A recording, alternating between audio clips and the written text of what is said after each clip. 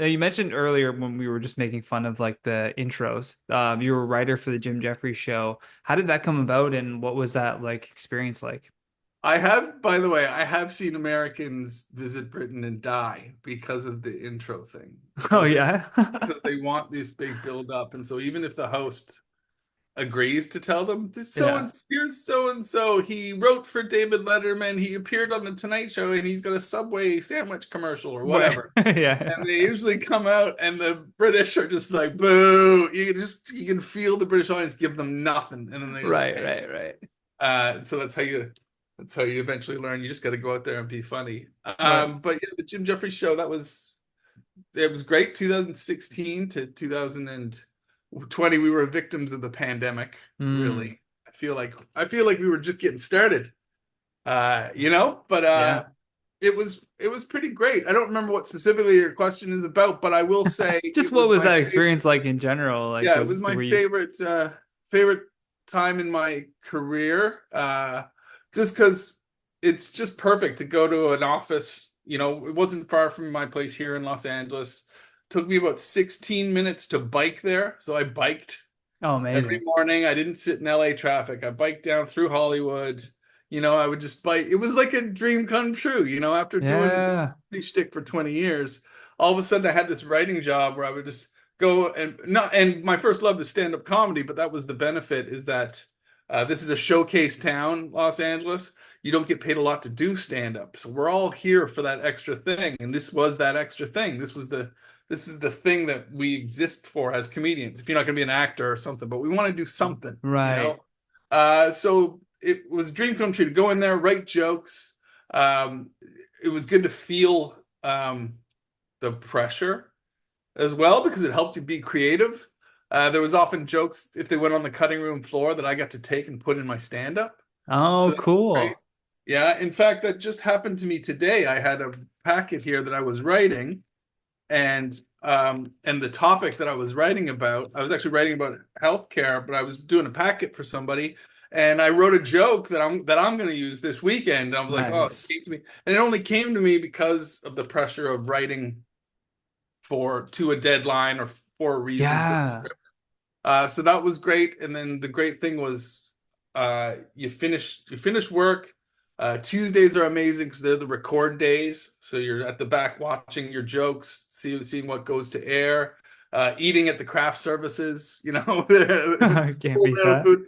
And then you can go out at night and do sets. You just walk into the club, and often they'll throw you up on stage because, like I said, it's a showcase town. So if you got Right. a really hot credit going at the time, they'll Yeah. get you up on stage, and they can all, And Jim's a stand-up comic, so if anyone yeah. understands, he's like, did he ever come out with you guys? Like, let's all go to the comedy store or the improv or We did a couple of the writers of the Jim Jefferies show shows. oh, cool.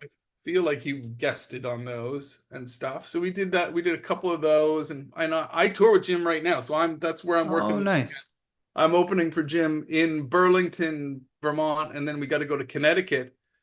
So that's where I'll be trying a couple of new jokes in front of a Jim Jefferies audience. So Nice. so yeah, I mean, Jim's a pure stand-up as well. So that was I mean, he's raising a family now, so Hmm. he's less spontaneously here at the clubs in town, but he's but Right. he's out all the time, treading the That's board. cool. And that's, it never leaves you. If you love stand Yeah. up, even if you get the TV part going, you still want to go out at night. And it takes the burden off as well, because that was the great thing, because you're writing a TV show and that's your job. All of a sudden, it doesn't matter if the club owners and the bookers are patronizing you by getting you to perform for $5 Right. or for free or It makes that whatever. stuff easier. Yeah, yeah. Yeah, because I mean, that shit drives me nuts. And that shit, it's not just in LA, even though LA is probably the only legitimate showcase town, but they do it everywhere. They do London, England for years.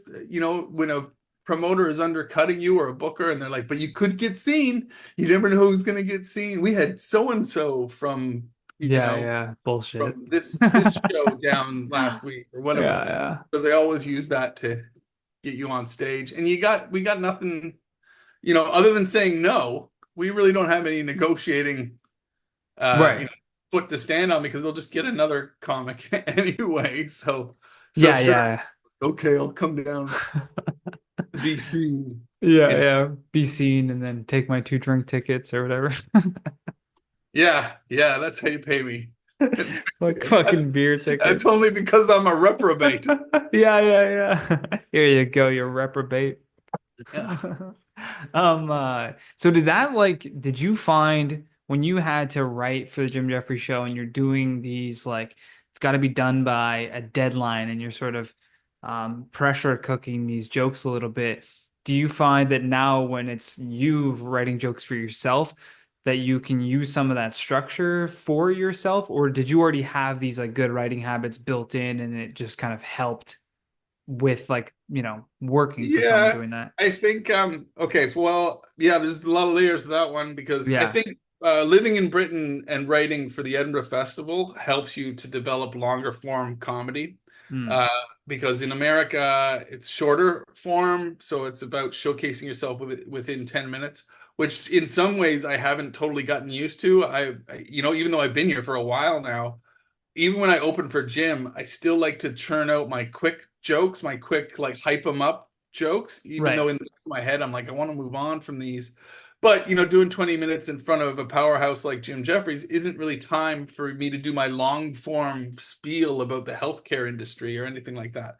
You learn longer form in America. Once you come here, you've got to shorten things up, get to the point, and I would say you start to learn yeah you well, I guess that's really it. You start to learn to be more concise and get the ideas out faster because in Britain, you're trained more to deliver a full spine, a full 1 hour show around a Mm. theme and stuff like that. And then writing for the Jim Jefferies Show was an even another level because you have to have structure and you have to have that commitment to it. It builds a discipline in you, but same thing, if a joke goes on the cutting room floor, you can take it and Yeah. on it yourself as your baby. So that's how that helps you in the discipline.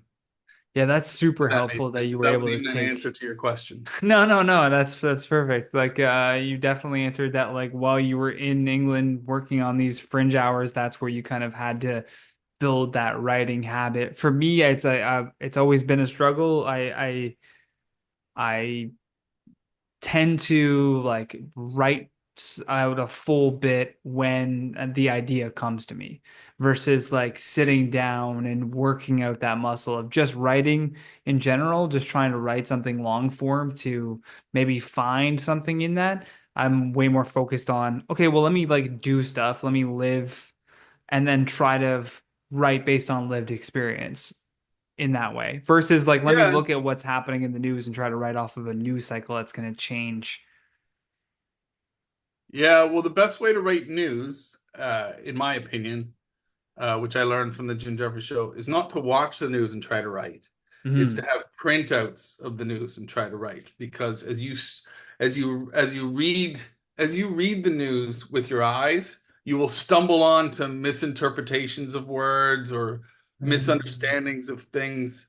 Uh, both ways work, but I just noticed that writing for the show. If I plunk myself on the couch and watch the news, and I'm just like, Tucker Carlson looks like a dick or Yeah. whatever. It's Yeah, not, yeah, yeah, you're yeah. not getting to the meat of Yeah, it. yeah. You're getting stuff that's gonna change. Yeah, where if all of a sudden you've got to read something and you're getting it all the time. That's why you hear a lot Yeah.